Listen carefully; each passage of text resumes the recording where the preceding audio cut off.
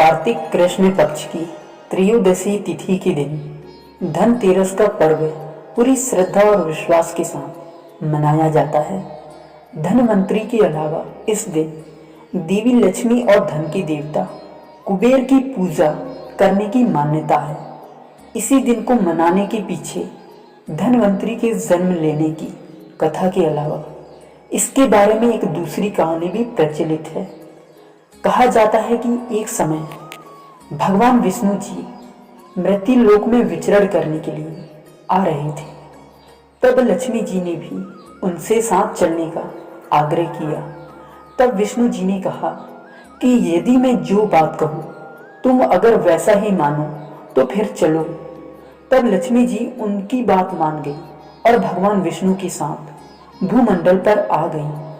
कुछ देर बाद एक जगह पर पहुंचकर भगवान विष्णु ने लक्ष्मी जी से कहा, देवी लक्ष्मी, जब तक मैं ना आऊं तुम यहाँ मेरी प्रतीक्षा करो। मैं अकेले दक्षिण दिशा की ओर जा रहा हूँ, तुम उधर मत आना।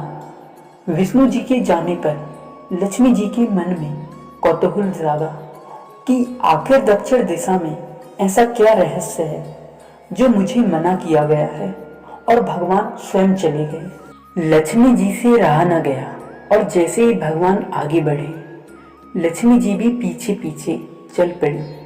कुछ ही आगे जाने पर उन्हें सरसों का एक खेत दिखाई दिया जिसमें बहुत ही सुंदर सुंदर फूल खिले हुए थे। सरसों की शोभा देखकर वह मंत्रमुग्ध हो गई और फूल तोड़कर अपना श्रृंगार करने के बाद आगे बढ़ी। आगे जाने पर एक गन्ने के खेत से लक्ष्मी जी गन्ने तोड़कर रस चूसने लगी। उसी क्षण विष्णु जी आए और यह सब देखकर लक्ष्मी जी पर अत्यधिक क्रोधित होकर उन्हें श्राप दे दिया कि मैंने तुम्हें इधर आने से मना किया था पर तुम न मानी और किसान की चोरी का अपराध कर बैठी। अब तुम इन अपराध के जुर्म में इस किसान की 12 वर्ष तक सेवा करो। ऐसा कहकर भगवान देवी लक्ष्मी जी को छोड़कर क्षीर सागर चले गए। उसके बाद लक्ष्मी जी उस गरीब किसान के घर रहने लगी। एक दिन की बात है, एक दिन लक्ष्मी जी ने उस किसान की पत्नी से कहा कि बहन, तुम स्नान करके पहले मेरी बनाई हुई इस देवी लक्ष्मी का पूजन करो, फिर रसोई बनाना, तुम जो मांगोगी मिल जाएगा। किसान की पत्नी ने ऐसा ही किया। पूजा के प्रभाव और लक्ष्मी जी की कृपा से किसान का घर दूसरे ही दिन से अन्न, धन, रत्न, स्वर्ण आदि से भर गया। लक्ष्मी जी ने किसान को धन धान्य से पूर्ण कर दिया। किसान के 12 वर्ष बड़े आनंद से कट गए। फिर 12 वर्ष के बाद लक्ष्मी जी जाने के लिए तैयार हुई। उसके बाद विष्णु जी लक्ष्मी जी को लेने के लिए आई तो किसान ने उन्हें भेजने से इनकार कर दिया। तब भगवान विष्णु ने किसान से कहा कि इन्हें कौन जाने देता है, यह तो चंचल है, कहीं भी नहीं ठहरती, इनको बड़े बड़े तक रोक नहीं सकते। इनको मेरा श्राप था, इसलिए 12 वर्ष से तुम्हारी सेवा कर रही थी।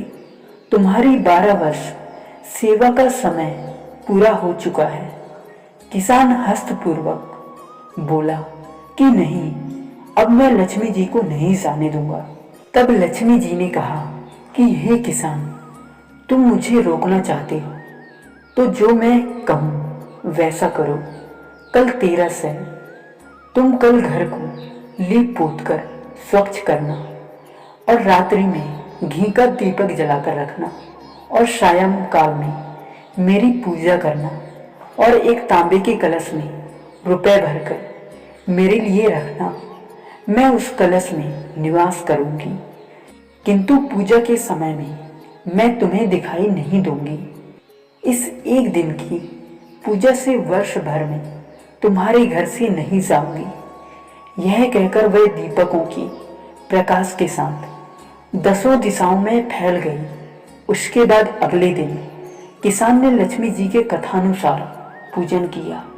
उसका घर धन धान्य से पूर्ण हो गया। इसी वजह से हर वर्ष तेरस के दिन लक्ष्मी जी की पूजा होने लगी। दोस्तों, आप लोगों को यह कहानी कैसी लगी प्लीज़ कमेंट में ज़रूर बताइए, और ऐसे ही कहानी सुनने के लिए हमारे चैनल को सब्सक्राइब ज़रूर कीजिए। माता लक्ष्मी जी की कृपा आप सभी पर हमेशा बनी रहे।